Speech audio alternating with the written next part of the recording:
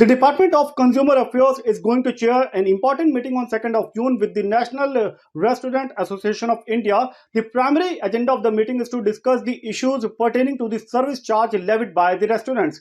Department of Consumer Affairs has taken note of several media reports as well as uh, the complaints that have been raised by the consumers on the National Consumer Helpline number related to the service charge.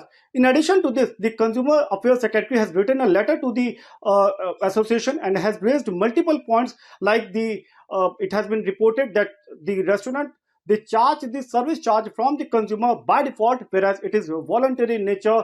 It has been reported that in many cases restaurants have fixed the rate of this service charge at a quite high rate, which almost falls under the category of unfair trade practice. Along with this, the issues that will be discussed in the meeting includes: the first is that restaurants they are making service charge almost like compulsory, whereas it is voluntary in nature.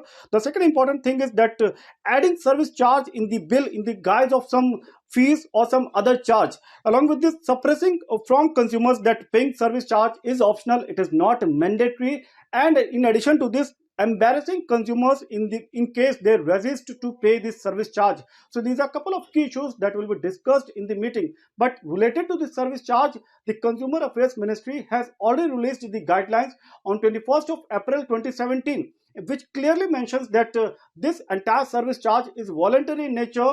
It is not mandatory. It is totally up to the consumer to pay it or to refuse it. And if in case any restaurant charges like a default or mandatory, then the consumer can approach various platforms like the National Consumer Helpline number or some other platform to raise their complaint and ask for a proper settlement of the case.